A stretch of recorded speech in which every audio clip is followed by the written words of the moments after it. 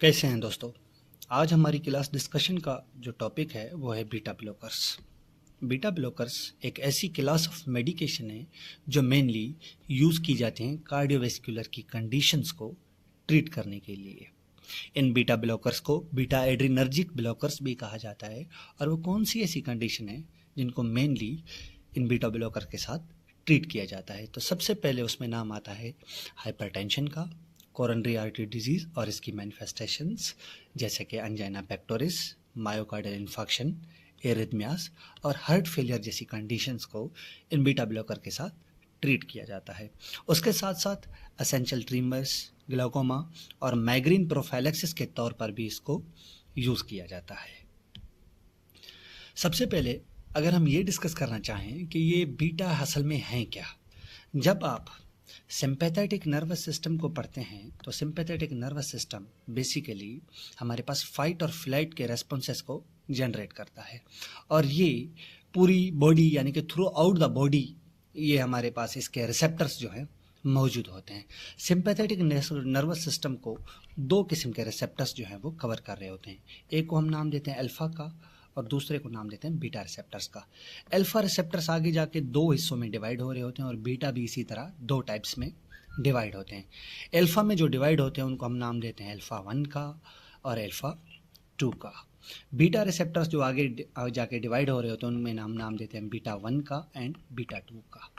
एक थर्ड भी हमारे पास बीटा 3 रिसेप्टर्स भी मौजूद होते हैं। इनका भी जिक्र हम आगे जाके करते हैं। तो आज हमारा ये टॉपिक होगा कि अगर हम इन बीटा रिसेप्टर्स को ब्लॉक करें तो क्या हम हाइपरटेंशन जैसी कंडीशंस को ट्रीट कर सकते हैं और वो किस तरह से कर सकते हैं। क्या हम डायरेक्ट सिलेक्टिव बीटा 1 को ब्लॉक करें या बीटा 2 को करें या बीटा 3 को करें।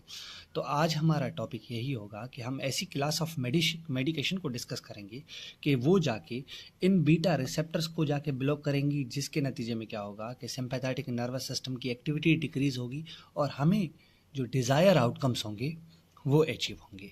तो अगर हम बीटा 1 की बात करें रिसेप्टर्स की तो ये आपके हार्ट और किडनीज़ में पाए जाते हैं और इनका मेन फंक्शन होता है हार्ट में हार्ट रेट को इंक्रीज़ करना, कंडक्शन को इंक्रीज़ करना, मायोकार्डियल जो हमारे पास सेल्स होते हैं उनकी कॉन्ट्रैक्शन को इंक्रीज़ करना और लिपोलाइसिस करवाना। किडनीज़ में इन बीटा 1 रिसेप्टर्स का अहम किरदार होता है कि जब ये हमारे पास कैटिकोलामिन्स इनके ऊपर आके किडनी पे बाइंड करते हैं तो ये क्या करते हैं कि अपने अंदर से हमारे पास किडनी से रिलीज़ करवाते हैं रेनिन एंजाइम को, जो कि ब्लड प्रेशर में हमारे पास अहम किरदार अदा करता है। उसके साथ साथ अगर हम बीटा 2 रिसेप्टर की बात करें तो ये लंग के ब्रोंक्यूल्स और स्केलेटल मसल्स के आर्टरीज में पाए जाते हैं और इनका अहम काम होता है वेजोडाइलेशन, ब्रोंकियल डायलेशन, जीआई की सिक्रीशन को डिक्रीज करना, यूरिनरी जो ब्लैडर है उसके मसल के रिलैक्सेशन में इनका अहम किरदार अदा होता है और सबसे ज़्यादा इनका अहम किरदार होता है जो मेनली ट्रीट भी किए जाते हैं relaxation of uterine smooth muscles. जो यूट्राइन के मसल्स होते हैं उनके रिलैक्सेशन में भी इनका अहम किरदार होता है। तो ये हमारे पास वो रिसेप्टर्स हैं और ये उनके फंक्शंस हैं। बीटा 3 की अगर हम बात करें तो ये एडिपोज टिश्यूज़ में पाए जाते हैं। अभी हम उन क्लास ऑफ मेडिकेशन को डिस्कस करें जो कि बीटा ब्लॉकर्स हैं। तो ये कितने किस्म की होती हैं, टाइप्स कौन सी हैं इन बीटा ब्लॉकर्स की। तो बीटा ब्लॉकर्स मेनली 3 टाइप्स में डिवाइड की जाती हैं। एक को नाम देते हैं सिलेक्टिव बीटा ब्लॉकर्स का, दूसरे को नाम देते हैं हम नॉन सिलेक्टिव बीटा ब्लॉकर्स का और थर्ड में आता है हमारे पास non selective alpha and beta blockers. Selective beta blockers जब भी आप सुनेंगे तो इसका मकसद ये है कि ये जाके बाइंड करेंगे, हमारे पास ब्लॉक करेंगे बीटा 1 रिसेप्टर को। नॉन सिलेक्टिव बीटा ब्लॉकर का मतलब ये है कि ये बीटा 1 एंड बीटा 2 रिसेप्टर को जाके ब्लॉक करेंगे। Non selective alpha and beta blockers का मतलब ये है कि ये alpha 1, alpha 2, beta 1 and beta 2 सब रिसेप्टर्स को जाके ये बाइंड कर सकते हैं और अपना डिज़ायर इफेक्ट हमें दे सकते हैं। तो हम जो मेनली फोकस करते हैं वो फोकस करते हैं कार्डियोवैस्कुलर में इन सिलेक्टिव बीटा ब्लॉकर्स के ऊपर, ताकि क्योंकि ये बीटा 1 रिसेप्टर पे जाके बाइंड करती हैं और ये मौजूद होते हैं हमारी हार्ट पे। तो इनकी मेडिकेशन जो जेनेरिक नेम्स हैं वो है मेटोप्रोलोल, एस्मोलोल, एटिनोलोल, बिसोप्रोलोल, एसीब्यूटोलोल अगर हम नॉन सिलेक्टिव बीटा ब्लॉकर्स की बात करें तो इसमें हमारे पास नेडोलोल, प्रोप्रेनोल, सोटेलोल, टेमोलोल और पेंडोलोल, ये हमारे पास जेनेरिक नेम्स हैं। आपको हर कंट्री में, इंडिया, पाकिस्तान, नेपाल, इनके जो है वो जेनेरिक नेम यही रहेगा, लेकिन इनका जो ट्रेड नेम होता है वो आपको मुख्तलिफ मिल सकता है। अब इस वक्त हम बात करेंगे कि ये क्लास ऑफ मेडिकेशन बेसिकली काम किस तरह से करते हैं, किस तरह से ये रिसेप्टर्स को बाइंड करती हैं। तो हार्ट के ऊपर मौजूद होते हैं हमारे पास बीटा 1 रिसेप्टर्स। आप कंसीडर करिए कि ये आपकी हार्ट की सेल मेम्ब्रेन है और ये आपका बीटा 1 रिसेप्टर है।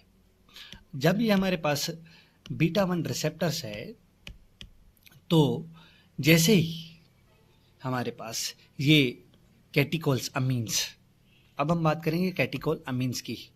अच्छा, ये एक समझने की बात है कि सिंपैथेटिक नर्वस सिस्टम में दो किस्म के हार्मोन्स कह लें या आप न्यूरोट्रांसमीटर कह लें, वो रिलीज हो रहे हैं। उनको कलेक्टिवली हम नाम देते हैं कैटिकोल अमीन्स का, जो कि दो किस्म के होते हैं। एक को हम नाम देते हैं नॉरएपिनेफ्रिन का और एक को नाम देते हैं एपिनेफ्रिन का।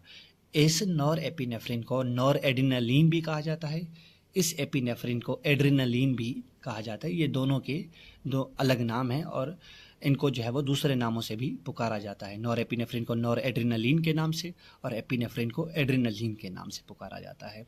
तो ये कैटिकोल अमाइंस है हमारे पास। अगर ये हमारे पास कौन हो गया, नॉरएपिनेफ्रिन और ये एपिनेफ्रिन।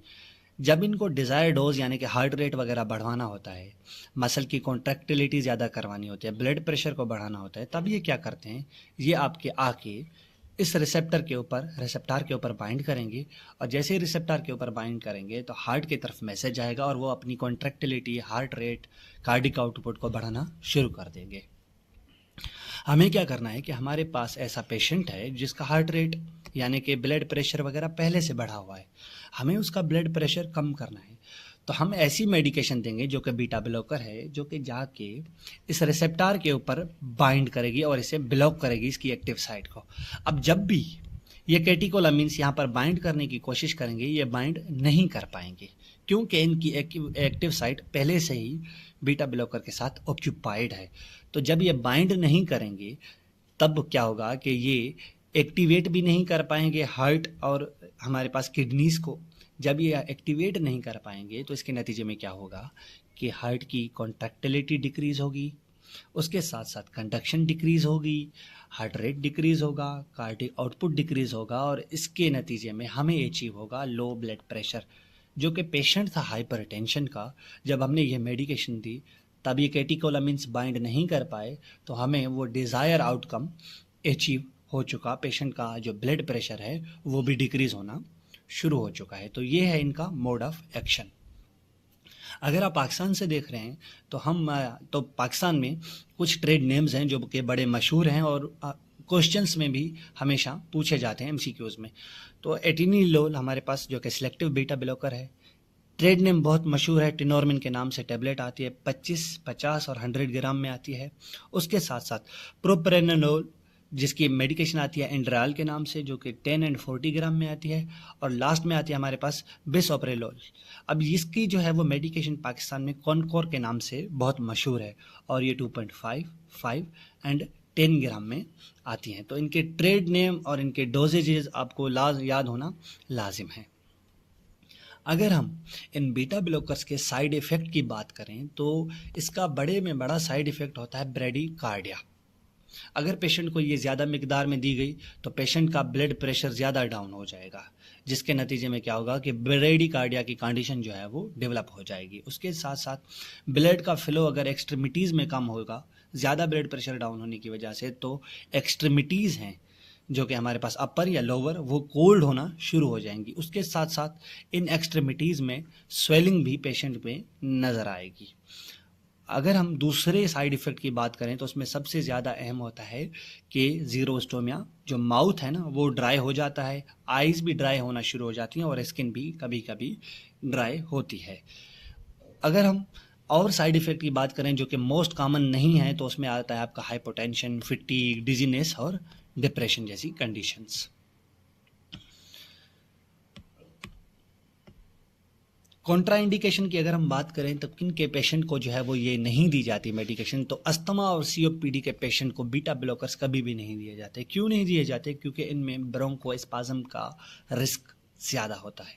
ब्रेडिकार्डिया के पेशेंट को आप नहीं दे सकते क्योंकि पहले ही उनका बीपी लो है तो और ज़्यादा लो हो जाएगा।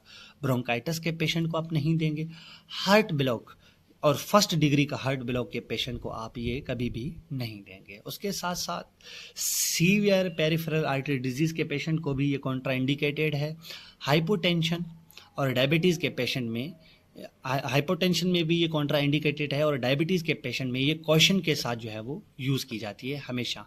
इसके साइड इफ़ेक्ट को मॉनिटर किया जाता है अच्छे से, ताकि अगर कोई पेशेंट में साइड इफ़ेक्ट डेवलप हो रहा है तो उसको जो है वो ब्लॉक किया जाए या इस मेडिसिन को टर्मिनेट किया जाए।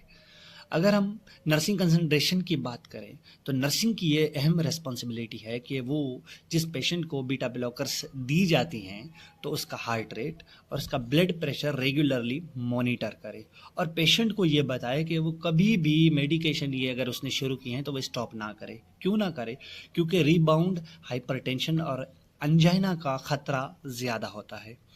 डायबिटीज़ के पेशेंट में ये क्वेश्चन के साथ यूज़ की जाती हैं। क्यों की जाती हैं? क्योंकि हाइपोग्लाइसीमिया के जो सिम्टम्स होते हैं उनको मास्क कर सकती है।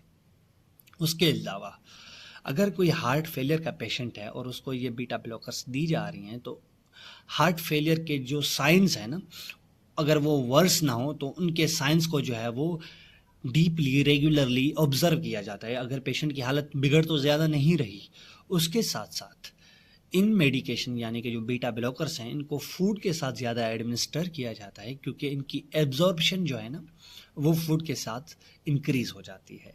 लास्ट में पेशेंट टीचिंग की अगर हम बात करें तो पेशेंट को क्या सिखाएंगे इन बीटा ब्लॉकर्स के बारे में? तो पेशेंट को आप ये सिखाएंगे सबसे पहले कि वो अपने पल्स और ब्लड प्रेशर को अपने घर पर कैसे मॉनिटर कर सकता है। उसको इंस्ट्रक्ट करेंगे आप कि आप कभी भी सडनली इन ड्रग्स को जो है वो डिसकंटिन्यू नहीं करेंगे। आप एसओबी, वेट गेन और सोइलिंग इन लिम्स के जो सिम्टम्स हैं इनको अगर आप पेशेंट को आप कहेंगे कि अगर आपको ये हो, आप अगर आप इनको मॉनिटर करें तो आप जल्द से जल्द अपने हेल्थ केयर प्रोवाइडर से जो है वो राब्ते में आएँ और उनको रिपोर्ट करें। अल्कोहल का इंटेक जो है वो कम करेंगे या आप टर्मिनेट कर देंगे और ओवर द काउंटर मेडिकेशन को जो है वो अवॉइड करेंगे। उसके साथ साथ अगर आप लाइंग पोजीशन में हैं या सिटिंग पोजीशन में हैं, जब आप उठें तो आहिस्ता से उठें, अपनी पोजीशन जल्दी में चेंज ना करें क्योंकि इन मेडिकेशन में सबसे ज़्यादा खतरा होता है ऑर्थोस्टैटिक हाइपोटेंशन का। पेशेंट का बीपी ज़्यादा ना गिर जाए, चकरा के गिर ना जाए, तो ये इन बीटा ब्लॉकर्स की जो है वो पेशेंट टीचिंग्स हैं। ये लास्ट में हमारे पास रेफरेंसेस हैं। मैं उम्मीद करता हूँ कि ये बीटा ब्लॉकर्स आपको अच्छे से समझ आए होंगे। इंशाल्लाह हम अपनी अगली वीडियो में मिलते हैं जो कि होगी कैल्शियम ब्लॉकर्स पे। अल्लाह हाफिज़।